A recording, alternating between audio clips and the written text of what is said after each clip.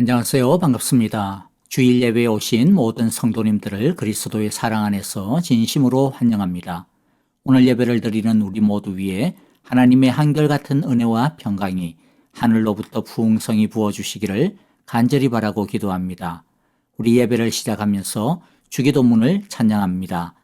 우리의 예배 가운데 우리의 모든 삶과 인생의 걸음걸음마다 하나님의 나라가, 하나님의 뜻이, 하나님의 통치가 이루어 주시옵소서. 이러한 믿음의 고백으로 함께 찬양하겠습니다.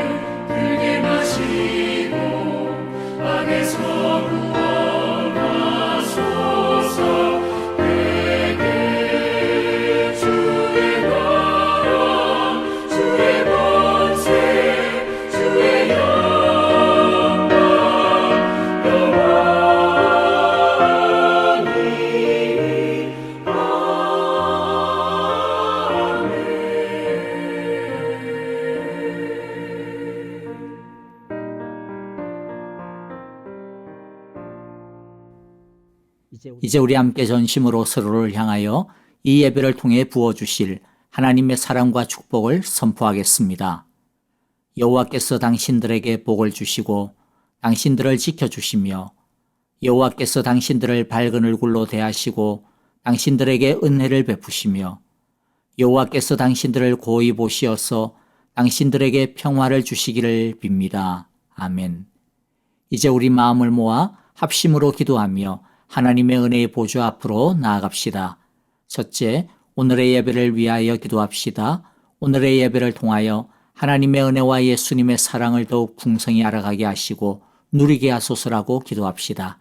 그리고 하나님이 기뻐하시는 합당한 예배가 될 수 있도록 이 시간 진실하게 우리의 한 주간의 허물과 죄를 참여하며 기도합시다.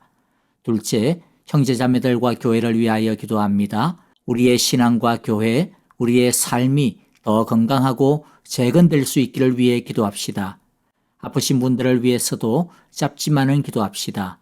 박정은 집사님의 항암 치료를 위하여 박윤경 전계자 전도사님, 노창덕, 황순금 권사님과 이두상 집사님을 위하여 한국에서 치료 중인 김윤호 아기의 치유를 위하여 기도해 주시기를 바랍니다.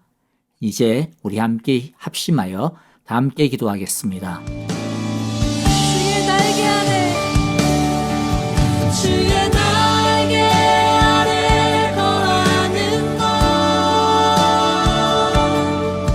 주의 임재 안에 거하는 것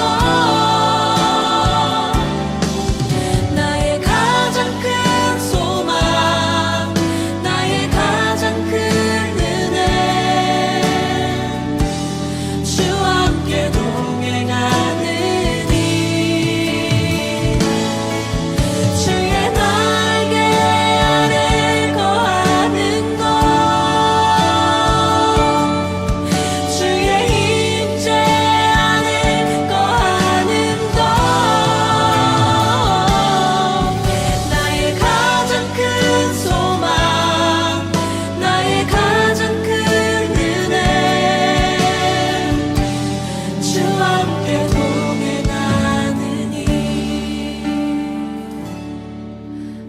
가장 큰 소망 나의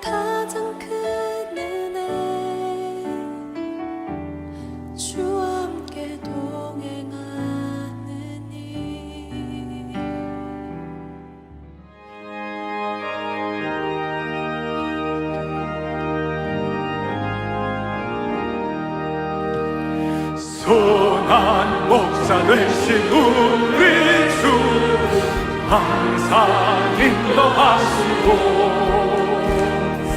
안초 동산 좋은 곳에서 우리 가사 그대로 기도를 제목 응답해.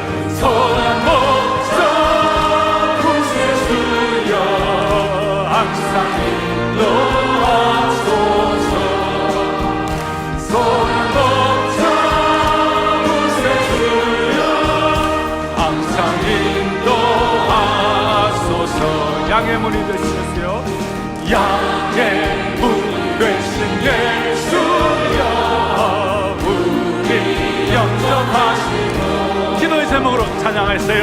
길을 잇는 양의 문이를 항상 인도하소서. 선한 목사 선한 목사 구세주여 기도 들어주소서. 할렐루야. 선한 목사 구세주여 기도 들어주소서.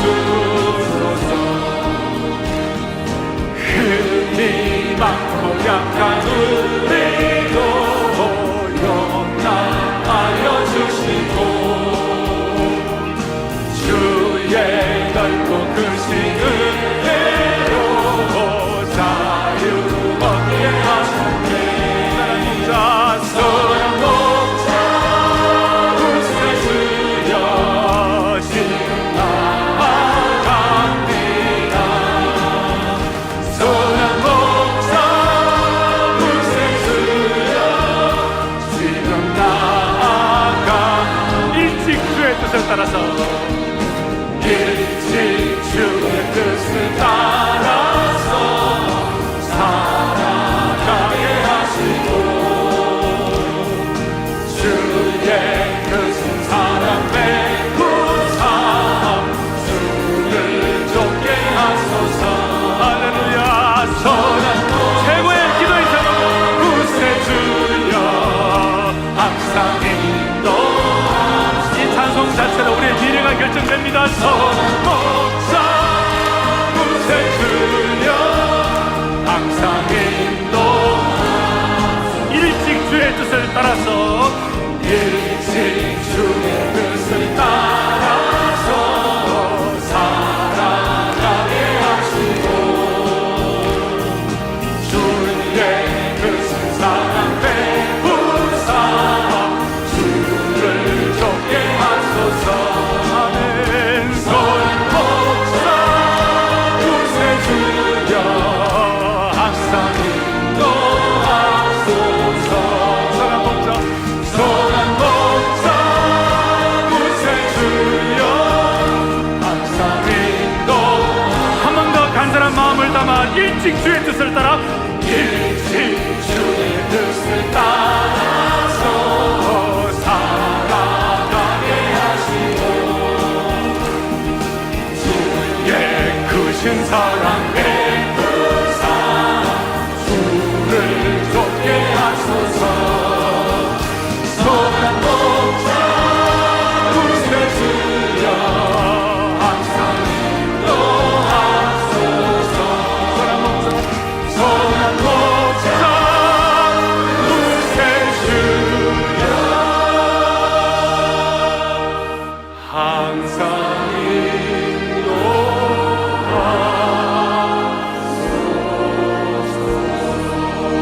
아멘 아멘.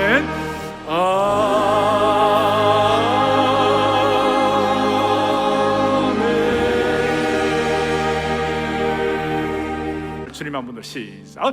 주님 한 분만으로 나는 만족해. 나의 모든 것 되신 주님 찬양해. 나의 영원한 생명 되신 예수. 목소리 높여 찬양. 주님의 크신 사랑 찬양해. 주님의 크신 사랑. 나의 힘과 능력 나의 힘과 능력이 되신 주. 나의 모든 삶 변화되었네. 주의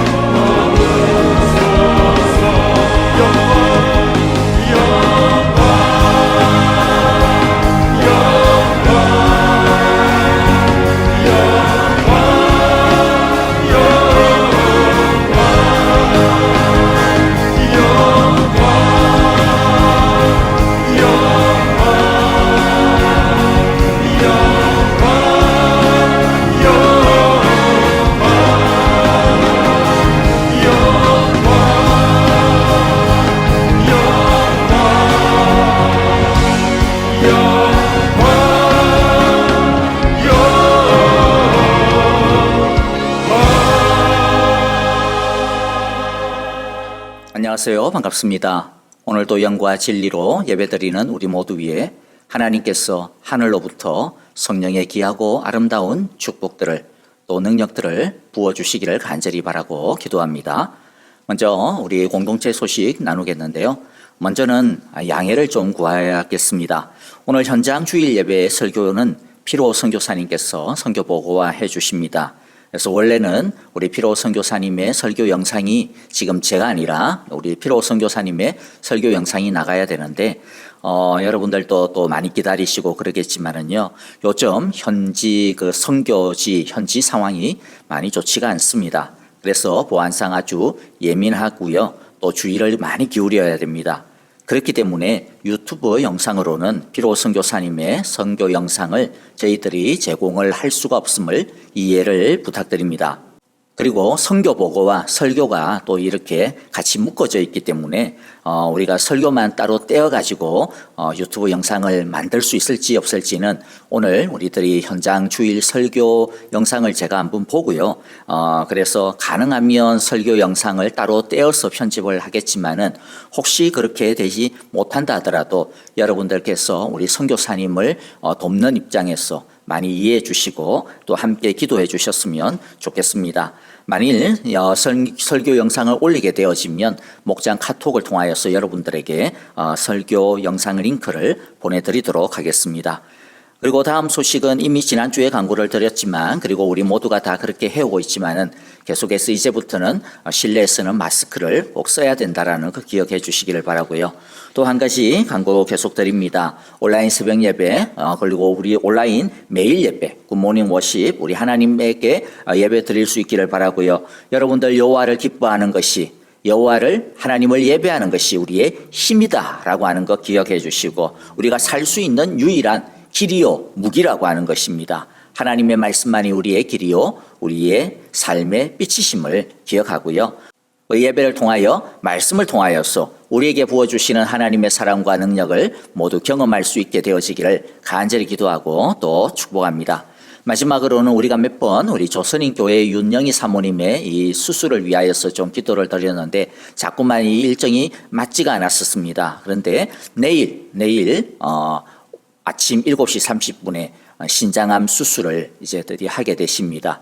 여러분들 오늘 그리고 또 내일 아침 이렇게 기도 부탁드리고요. 그 이후에도 완전한 수술과 또 후유증이 없는 그러한 온전한 회복을 위해서 기도 꼭 부탁을 드립니다. 나머지 광고 소식들은 여러분들께서 주보를 참조해 주시면 고맙겠습니다. 이제 우리 함께 하나님의 말씀을 같이 보도록 하겠습니다. 오늘 주시는 하나님의 말씀은 사사기 3장 1절부터 11절 말씀입니다. 1절 제가 먼저 읽습니다. 가나안 전쟁을 전혀 알지 못하는 모든 이스라엘 백성을 시험하시려고 여호와께서 그 땅에 남겨두신 민족들이 있었다. 이전의 전쟁을 알지 못하는 이스라엘 자손의 세대들에게 전쟁이 무엇인지 가르쳐 알게 하여 주려고 그들을 남겨주신 것이다. 그들은 바로 블레셋의 5 통치자와 가나안 사람 모두와 시돈 사람과 히위 사람이다. 히위 사람은 바알 헤르몬 산으로부터 저 멀리 하맛 어귀에까지 이르는 레바논 산에 사는 사람들이다. 여호와께서 이스라엘 자손을 시험하셔서 그들이 과연 여호와께서 모세를 시켜 조상들에게 내리신 명령에 순종하는지 순종하지 않는지를 알아보시려고 이런 민족들을 남겨놓으신 것이다.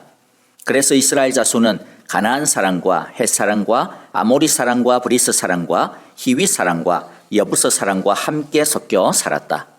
그리고 이스라엘 자손은 그 여러 민족의 딸을 데려다가 자기들의 아내로 삼았고 또 자기들의 딸을 그들의 아들에게 주었으며 그들의 신들을 섬겼다. 이스라엘 자손이 하나님 여호와를 저버리고 바알과 아세라를 섬겨 여호와께서 보시기에 악한 일을 저질렀다. 여호와께서 이스라엘 백성에게 크게 분노하시고 그들을 메소포타미아 왕 구산 리사다임의 손에 넘겨주셨다. 이스라엘 자손이 구산 리사다임을 8해 동안 섬겼다. 이스라엘 자손이 여호와께 울부짖으니 여호와께서 그들을 구하여 주시려고 이스라엘 자손 가운데서 한 구원자를 세우셨는데 그가 곧 갈렙의 아우 그나스의 아들인 온니엘이다. 여호와의 영이 그에게 내리니 온니엘은 이스라엘의 사사가 되어 전쟁터에 싸우러 나갔다. 여호와께서 메소포타미아 왕 구산 리사다임을 온니엘의 손에 넘겨주셨으므로 온니엘은 구산 리사다임을 쳐서 이길 수 있었다. 그 땅은 그나스의 아들 온니엘이 죽을 때까지 40년 동안 전쟁이 없이 평온하였다. 아멘. 자, 우리 계속해서 매일마다 사사기를 통해서 하나님의 음성을 듣고 있습니다. 사사기를 볼 때 항상 기억해야 되는 사사기의 중요한 주제가 있는데요. 그것은 바로 우리는 왜 이 세상에, 또 죄악된 이 세상에 존재하며 살고 있는가? 우리의 존재 이유와 목적이 무엇인가? 그리고 이 죄악된 세상에서 우리는 어떻게 그러면 살아갈 수 있고 그리스도인답게 제대로 살아갈 수 있는가라고 하는 것입니다. 구약 성경의 이야기가 항상 그렇지만은 사사기 속에서의 이스라엘은 우리를 뜻하고요. 또 이스라엘이 살고 있었던 가나안 땅은 오늘날 우리가 살고 있는 이 세상을 의미한다라고 보시면 됩니다. 항상 이 그림과 이 관계를 염두에 두면서 말씀을 보아야 사사기의 이야기가, 성경의 이야기가 남의 이야기가 아니라 바로 나의 이야기로 다가올 수가 있습니다. 성경이 나의 이야기가 되어야만 글자로서의 진리가 아니라 살아 역사하시는 생명의 말씀, 능력의 말씀으로 우리들이 경험할 수 있게 됩니다. 자, 오늘 말씀을 통해서 우리들이 첫 번째, 그리스도인은 왜 이 세상에 사는지 그 목적을 분명히 우리가 알아야 됩니다. 우리는 무엇을 위해 사느냐? 싸우기 위해 존재하는 자들이라는 것입니다. 1절을 보면 이때의 이스라엘이 어떤 상태였는지를 보여주고 있는데요. 가나안 전쟁을 전혀 알지 못하는 모든 이스라엘 백성을 시험하시려고 여호와께서 그 땅에 남겨주신 민족들이 있다. 2절에서도 동일하게 이전의 전쟁을 알지 못하는 이스라엘 자손이라고 하는 표현. 자, 여기서 전쟁을 알지 못한다라고 하는 것이 이제 중요한 표현이에요. 자, 이 뜻은 새 번역이 원래 번역을 하고 있듯이 전쟁을 겪어보지 못한, 가나안 전쟁을 경험해보지 못한 이런 뜻으로도 해석이 됩니다만은, 근데 그것은 좀 좁은 의미인 것 같고요. 더 중요한 뜻은 가나안의 전쟁이 어떤 성격이냐, 왜 가나안 전쟁을 하느냐라고 하는 이 전쟁의 본질을 알지 못하는 세대다라고 하는 뜻입니다. 하나님께서 왜 그들을 이집트에서 구원하여 가지고 가나안 땅에 들어오게 했는지, 그리고 왜 다른 땅도 아니고 전쟁이 없는 땅을 주시면 얼마나 좋아요. 그런데 그런 땅이 아니라 굳이 전쟁을 통하여서 가나안 족속들을 또 다 몰아내게 하시고 또 그 전쟁을 통하여서 땅을 얻게 하시는지, 그 땅을 알지 못한 채로 지금 살아가고 있다라고 하는 뜻입니다. 하나님께서 가나안 사람들과 전쟁을 하게 하신 그 뜻이 뭡니까? 그것은 단순하게 땅을 차지하기 위한 것이 아니라는 것을 제가 여러 차례 이미 말씀을 드렸습니다. 가나안과의 전쟁은 땅과 양식을 차지하기 위한, 빼앗기 위한 전쟁이 아니라, 싸움이 아니라 죄와의 싸움이었습니다. 하나님의 거룩한 땅을 더럽히고 있는 이 지독한, 이 악한 가나안의 족속들, 그 땅의 사람들을 몰아내기 위한, 그 죄를 몰아내기 위한 싸움이라는 것이죠. 하나님께서는 그 악한 가나안 족속들을 심판하기 위하여서 이스라엘을 심판의 도구로 지금 사용하고 계신 것이고 보내신 것입니다. 그리고 그 땅을 다시 거룩하게 하기 위하여서 그 땅을 이제 하나님의 말씀과 사랑과 그 정의에 의하여서 다스리는 땅이 되도록 그 땅을 회복하기 위한 전쟁인 것이죠.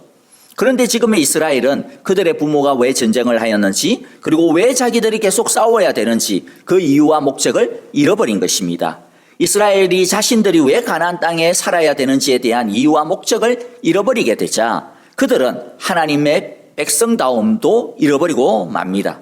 여러분, 오늘날 우리가 왜 이 죄된 세상 속에서 살아가야 하는지, 하나님이 왜 우리를 이 죄된 세상 속에서 남겨두시는지 그 이유를 알고 있습니까? 그것은요, 하나님은 우리에게도 똑같습니다. 전쟁을 하라고 우리로 하여금 이 세상에 살게 하고 있는 것입니다. 우리 그리스도인들이 가나안과 같은 이 세상 속에서 하는 이 거룩한 전쟁, 이 하나님의 전쟁은 어떤 전쟁입니까? 여러분, 오해하지 마시기를 바랍니다. 우리와 신앙이 다른 사람들을 막 핍박하거나 그들을 따돌리거나 그들을 정죄하거나 그들을 억지로 무언가 하려고 바꾸려고 하거나 그런 것 아닙니다. 또 예수 믿는 우리끼리만 그럼 살자, 그런 것도 아닙니다. 오늘날 우리들이 싸워야 하는 싸움은, 대상은 사람이 아니라 이 세상의 죄된 가치관입니다. 악한 문화이고 관습이고 습관들이고 세상의 잘못된 방식들입니다.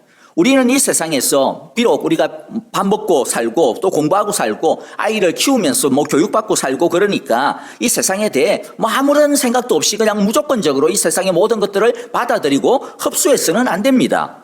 우리는 이 세상 안에 또아리를 틀고 있는 죄된 가치관, 악한 본성들, 야만적이고 동물적인 본능들, 그와 같은 것들을 바로 볼 줄 알아야 되고, 우리 안에도 동일하게 있는 그것들을 볼 줄 알아야 합니다. 그리고 야금야금 파고들고 있는 이 죄된 가치관에 맞서서 싸울 수 있도록 우리는 항상 깨어있지 않으면 안 된다라는 것이죠. 하지만 이스라엘은 이 삶의 의미를 몰랐습니다. 구원받은 자의 삶이 어떤 것인지를 몰랐던 것이죠. 아니, 그들은 의도적으로 알고 싶어 하지 않았습니다. 알기를 피했습니다. 전쟁하기를 피한 것이죠. 자, 그러면 이제 두 번째는요. 그러면 우리가 이렇게 싸워야 되는 영적인 전쟁을 피한다고 해서 피할 수가 있느냐라는 것이죠. 그리고 피하면 과연 편안하고 해피할 수 있느냐라고 하는 것에 대해서 이제 알아봐야 되겠습니다. 4절을 먼저 보겠는데요. 여호와께서 이스라엘 자손을 시험하셔서 그들이 과연 여호와께서 모세를 시켜 조상들에게 내리신 명령에 순종하는지 순종하지 않는지를 알아보시려고 이런 민족들을 남겨놓았다라고 말씀합니다. 자, 여기서 시험한다라고 하는 것은 하나님께서 이스라엘로 하여금 죄짓도록 유혹에 빠지도록 그런 어떤 시험을 하는 것이 아니라 뭔가 테스트하려고 하신 것입니다. 자, 그런데 여러분 또 오해하지 말아야 되는 한 가지가 있는데, 이것은 하나님께서 이런 민족을 남겨놓으셨다라고 표현을 한다고 해가지고, 진짜 하나님께서 이스라엘 백성은 남겨두려고 할 마음이 없었는데 하나님이 남겨둘 수밖에 없게 만들었다, 그런 뜻이 아닙니다. 사실 이런 민족을 남겨두신 것은 하나님이 아니라 이스라엘이죠. 이스라엘이 더 이상 싸우지 않았기 때문에 남겨지게 된 것입니다.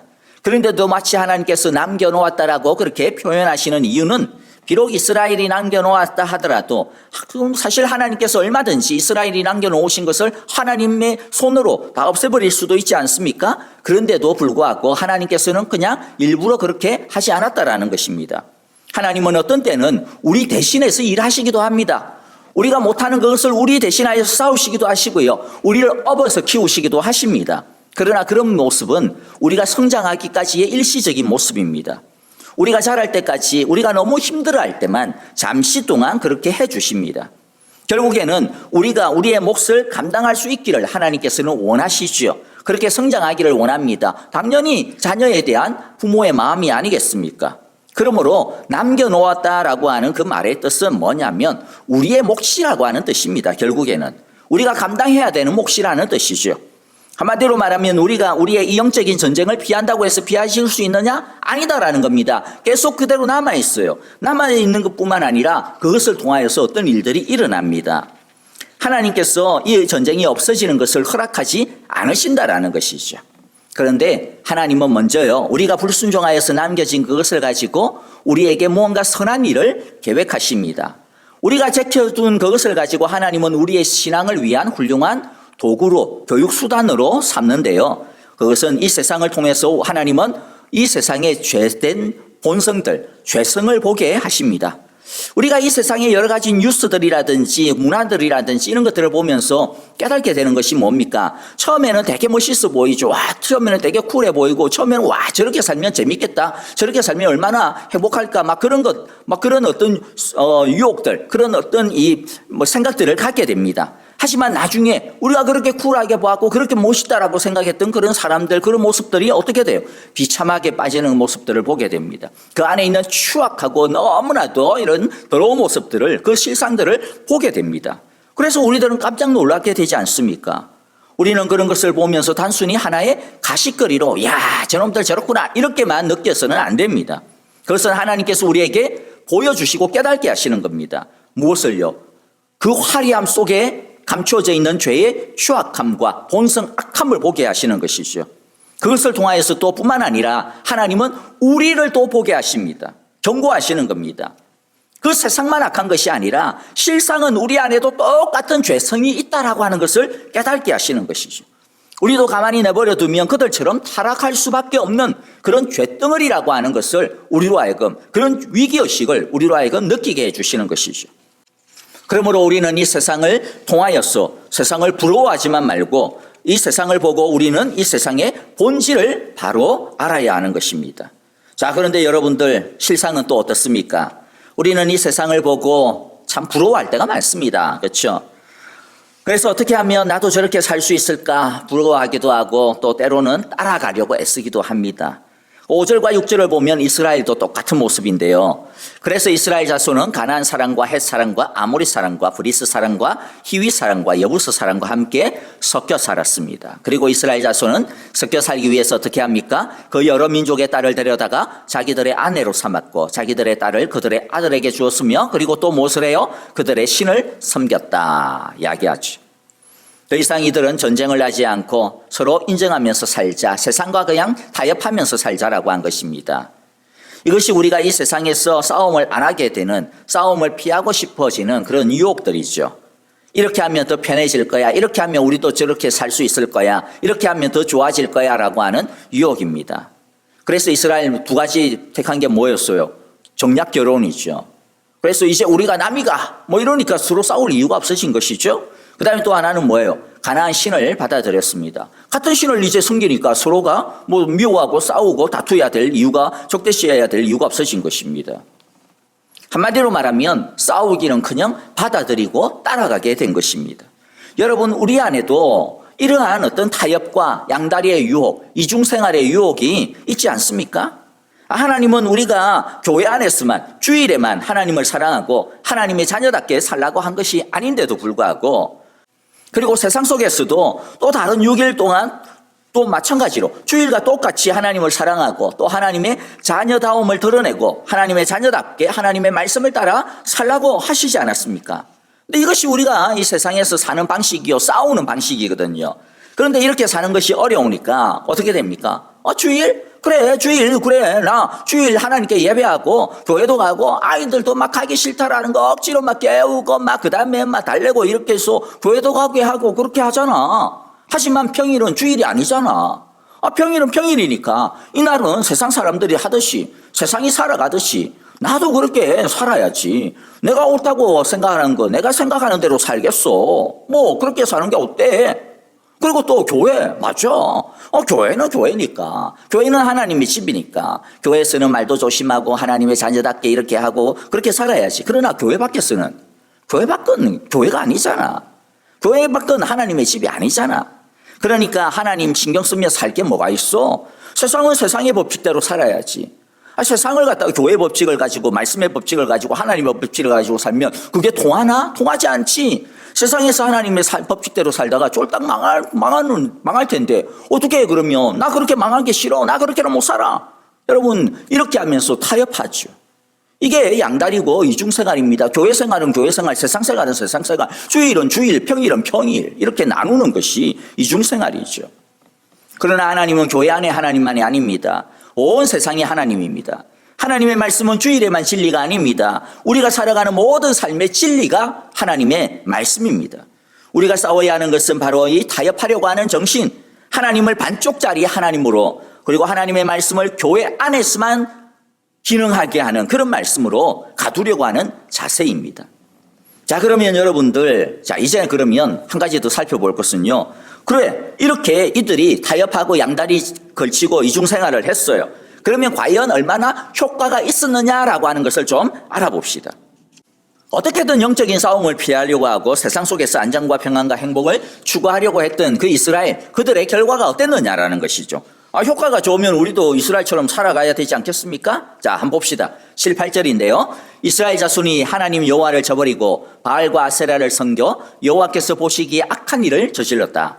여호와께서 이스라엘 백성에게 크게 분노하시고 그들을 메소포타미아 왕 구산 리사다임의 손에 넘겨주셨다. 이스라엘 자손이 구산 리사다임을 8해 동안 섬겼다. 자, 어떻습니까? 여러분들이 보시기에 결과가 썩 좋지 않죠? 썩 좋지 않은 정도가 아니라 아무 효과도 없고 오히려 더 나빠졌습니다.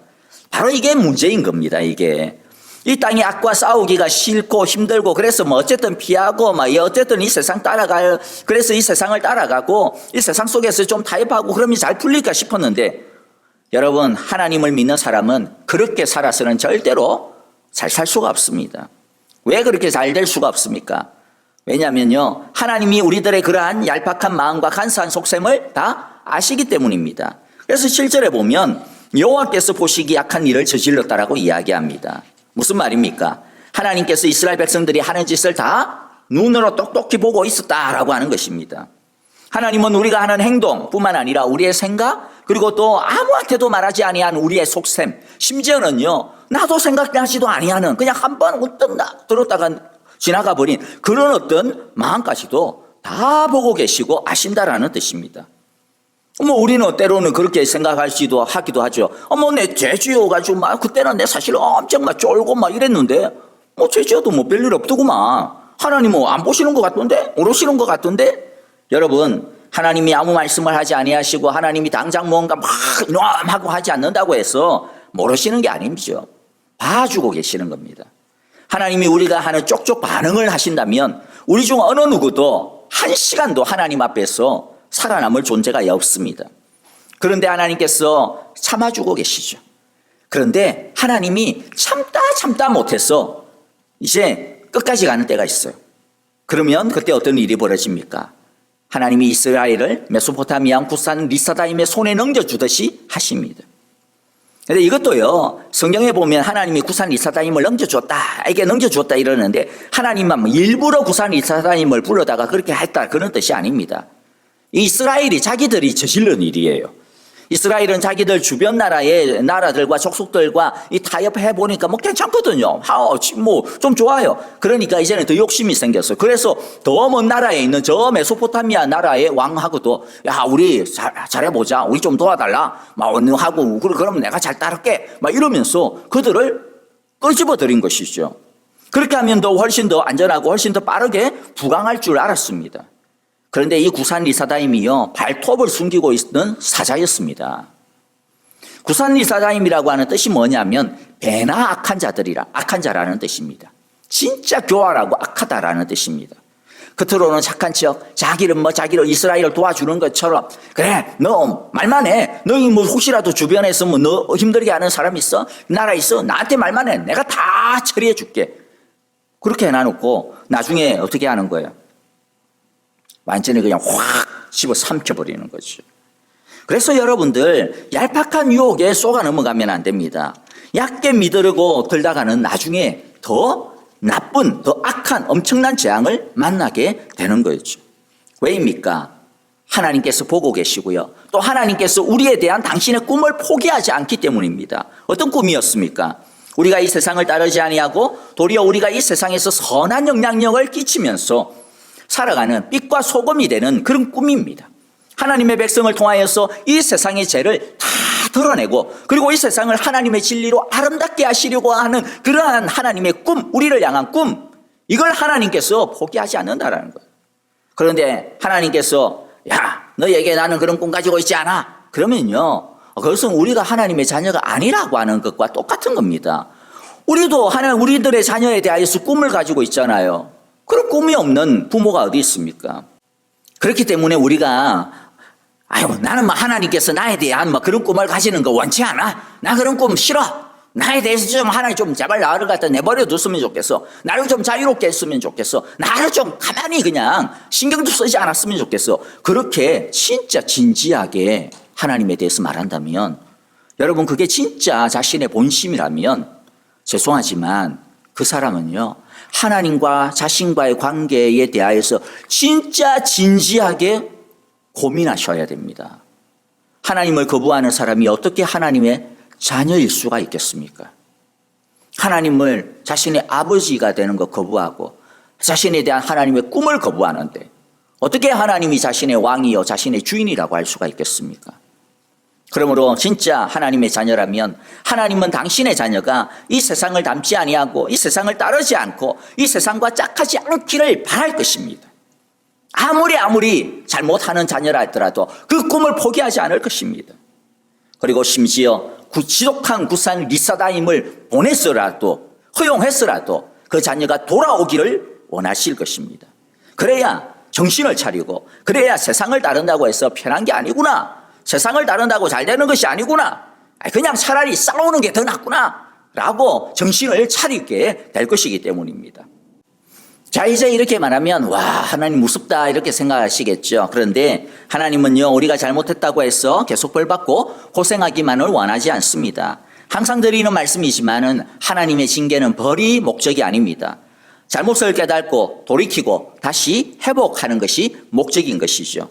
그래서 이제 세 번째, 하나님은 어떻게든지 빨리 그러나 제대로 우리가 회복하기를 원하시는 것을 우리가 볼 수가 있습니다. 하나님은 그 때를 기다리십니다. 그러면 언제 그러한 때가 오고 다시 우리가 회복할 수가 있습니까? 그것은 우리가 진짜 부르짖을 때입니다. 9절입니다. 이스라엘 자손이 여호와께 울부짖으니 여호와께서 그들을 구하여 주시려고 이스라엘 자손 가운데 한 구원자를 세우셨는데 그가 곧 갈렙의 아우 그나스의 아들 온니엘이다. 자, 여기서 부르짖는다라고 하는 것은요, 자신들이 믿음으로 살지 못했던 것, 타협하고 양다리의 거짓에 넘어간 것, 그런 어리석음과 불신앙을 안타까워하고 원통해하며 그렇게 하나님께 참으로 살 시간을 낭비한 것에 대해서 분해하면서 울부짖는 것을 이야기합니다. 하나님께서 원하시는 것은요, 대단한 게 아닙니다. 진정으로 그냥 자신의 잘못을 알고 뉘우치고 부르짖는 것으로 충분합니다. 그러면 하나님의 회복의 은혜가 시작이 됩니다. 여러분, 혹시라도 이 세상 속에서 한번 잘 살아보려고 나름 자기의 꾀를 갖다가 내보고 살려고 하다가 굿산 리사다임과 같은 그런 악한 사랑, 그런 악한 상황을 만났습니까? 그러면 빨리 하나님께 부르짖어야 때입니다. 하나님께 부르짖기만 하면 하나님의 은혜의 강물이 다시 흐르게 되어 있습니다. 그런데 부르짖는다라고 하는 것은 단순히 눈물을 흘리고 반성을 하는 것이 다가 아닙니다. 하나님께 돌아오지 아니하는 부르짖음, 하나님의 말씀으로 돌아오지 아니하는 눈물, 하나님의 뜻대로 다시 사는 결단이 없는 그런 반성은 자기 한탄에 불과한 것이고 그것은 진짜 부르짖음이 아니라는 것을 아셔야 합니다. 우리가 진짜 애통해야 한다면 그 애통은 우리를 하나님의 말씀 앞으로 인도하게 할 것입니다. 그래서 진짜 애통이냐 진짜 부르짖음이냐라고 하는 것을 판단하는 근거가 뭐냐면 얼마나 눈물을 많이 흘렸느냐, 얼마나 자아 비판을 혹독하게 했느냐, 그게 아닙니다. 얼마나 진지하게 하나님의 말씀을 받아들이고 있느냐, 얼마나 진지하게 하나님의 말씀 앞에 서 있느냐, 그리고 그 하나님의 말씀 앞에서 결단하고 있느냐라고 하는 것이라는 것을 우리가 꼭 아시기를 바랍니다. 자, 이제 우리가 마지막으로요, 하나님의 회복의 은혜가 어떻게 그러면 일어나는가라고 하는 것에 대해서 우리가 살펴보도록 하겠습니다. 울부짖는 이스라엘에게 하나님은 한 구원자를 세워주셨습니다. 이런 구원자를 우리가 사사다라고 부릅니다. 하나님이 세우신 첫 번째 사사가 누구냐면 온니엘입니다. 10절에 보면 여호와의 영이 그에게 내리니 온니엘은 이스라엘의 사사가 되어 전쟁터에 싸우러 나갔다. 여호와께서 메소포타미아 왕 굿산 리사다임을 온니엘의 손에 넘겨주셨으므로 온니엘은 굿산 리사다임을 쳐서 이길 수 있었다. 자, 온니엘 누군지 기억하십니까? 우리가 사사기 1장에서 처음 만났던 사람입니다. 1장에서 굉장히 멋있게 등장했어요. 1장에서는 아마 그가 이제 결혼을 했던 때니까 청년이었을 겁니다. 하지만 지금의 온니엘은 꽤 나이가 들은, 이미 장년을 넘어서 노년에 들어선 나이일 겁니다. 그는 늙었기 때문에 굿산 리사다임의 폭정에도 불구하고 자신이 별 힘을 쓸 수 없었다라고 느꼈던 것 같아요. 그래서 그 상황에서도 그냥 가만히 있을 수밖에 없던 것 같습니다. 하지만 이 나이가 들은 이 늙은이 온니엘에게 하나님의 영이 임하니까, 여호와의 영이 임하니까, 성령이 임하니까 어떻게 됩니까? 늙은 온니엘이 젊은 용사가 됩니다. 여러분들, 이것이 바로 우리가 이 세상에서 싸우는 방식이요, 하나님께서 우리로 하여금 이 세상과 싸우게 하시는 방법이라는 것, 힘이라는 것입니다. 우리가 이 세상을 상대로 이 세상의 가치관, 죄의 문화, 습관습들과 싸우는 방법과 힘은 내 힘이 아닙니다. 세상의 힘이 아닙니다. 우리의 힘으로는 절대로 못 이깁니다. 타협할 수밖에 없고 양다리 걸칠 수밖에 없고 이중생활할 수밖에 없습니다. 우리가 싸우는 힘은 뭡니까? 성령의 힘입니다. 성령의 힘. 그래서 에베소서 6장 10절 11절에서 바울은 우리에게 뭐라고 권면합니까? 여러분은 주님 안에서 그분의 힘찬 능력으로 굳세게 되십시오. 어떻게 그러면 주님의 그 힘찬 능력으로 굳세게 됩니까? 악마의 관계에 맞설 수 있도록 하나님이 주시는 온몸을 덮는 갑옷을 덧입으시기를 바랍니다. 성령의 갑옷을, 하나님의 전신갑주를 입으십시오라고 말씀하는 것이죠. 하나님의 갑옷을 입으면, 성령님께 우리를 내어드리면 평범한 사람이 사자가 됩니다. 늙은이가 용사가 됩니다. 어린이가 용맹한 군사가 되는 것입니다. 여러분, 우리는 이 세상에서 내 힘으로 이기지 못합니다. 그래서 남들이 다 따라가는 그 길을 마다하고 하나님의 말씀이 가라면 가고 가지 말라면 가지 않고 그렇게 나는 살 거야. 여러분들, 그런 생각조차 하는 것도 쉽지가 않아요. 그렇잖아요. 그리고 그렇게 사는 것은 또 얼마나 더 힘들겠습니까? 그러나 안 될 것 같은 그런 삶을 성령님께서 하게 하시는 겁니다. 우리가 성령님 붙들고 성령님 이끄시는 대로 그분 안에 거하면 내가 할 수 없는 그것을 성령께서 하게 하시는 겁니다. 말씀에 순종하는 삶도, 성령을 따라가는 삶도 사실 힘들고 피곤해요. 왜 안 그렇겠습니까? 매사에 이게 하나님의 뜻이냐 아니냐 그냥 돌다리도 두들겨 가며 건너는 그러한 심정으로 이 모든 것을 갖다 간단하게 꼼꼼하게 말씀에 비추어서 따지고 사는 거, 여러분 피곤해요. 쉽지 않습니다. 그런데 그렇기 때문에 많은 사람들이 어떻게 해요? 그게 피곤하니까 은근슬쩍 타협하지 않습니까? 그런데 그렇게 살면 피곤하고 재미일 거 없을 것 같고 안 될 것 같고 참 힘들 것 같은데 여러분 어떻습니까? 11절에 뭐라고 이야기합니까? 그 땅은 그나스의 아들 온니엘이 죽을 때까지 40년 동안 전쟁이 없이 평온하였다. 여러분 이 차이가 느껴지십니까? 이스라엘 백성들은 어떻게 했어요? 편안하게 살고 싶었죠. 안전하게 살고 싶었죠. 그래서 어떻게 했습니까? 이런 길 저런 길 뚫어가면서 어떻게든 세상과 피하고 싸움을 피하면 평안해질 것 같아가지고 발부둥 치면서 타협하고 구산 이사다임을 찾아가고 그랬는데 도리어 이 구산 이사다임이라고 하는 것이 사자로 돌변해가지고 진짜 죽을 고생을 했습니다. 그런데 죽을 길인 줄 알았던 그 하나님의 말씀에 순종하여 하나님의 말씀대로 그 말씀을 의지하여서 이 전쟁터에 이 늙은 몸을 이끌고 전쟁터에 나가고 이제 늙은이를 따라가지고 이스라엘이 그래 하나님 말씀대로 한번 해보자 하고 그 전쟁터에 났으니까 도무지 싸워서 이길 수 없을 것 같았던 그 굿산 리사다임을 어떻게 했어요? 이겼잖아요.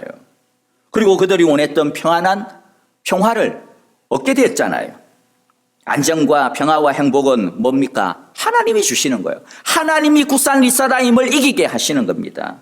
여러분 말씀을 마무리하겠습니다. 우리 그리스도인들은 영적인 전쟁을 위해 존재하는 사람들입니다. 우리는 싸우기 위해 이 세상에 존재하는 사람들입니다. 우리의 싸움은 그러나 사람에 대한 것이 아닙니다. 우리의 싸움은 이 세상의 악한 가치관 그리고 관습, 습관, 더 악한 삶의 방식들과의 싸움입니다. 우리 안에 꿈틀거리고 있는 동물 같은 본성들, 추악한 본성을 가만히 내버려 두면 안 됩니다. 힘들더라도 계속 싸워야 합니다. 내버려 두고 타협한다고 해서 평안해지느냐? 평안해지지 않습니다. 나중에 더 독한 상황을 맞이하게 됩니다. 그리스도인의 문제 해결의 능력은 어디에서 나옵니까? 말씀의 순종에, 말씀의 부르심에 순종하는 것. 그래서 성령의 부어심에서 나오는 겁니다. 성령이 부어지면, 성령에 순종하면 우리는 달라집니다. 여러분 혹시라도 지금 하나님의 자녀다움을 잃어버리고 살고 있습니까? 또는 아니면 하나님의 자녀다움의 능력을 나도 한번 덧입고 멋지게 한번 살아보고 싶다라고 하는 꿈이 있습니까? 그렇다면 부르짖을 때입니다. 애통하며 갈망하며 부르짖으면 온니엘에게 성령을 부어주신 것처럼 하나님께서도 우리에게 성령을 부어주실 것입니다.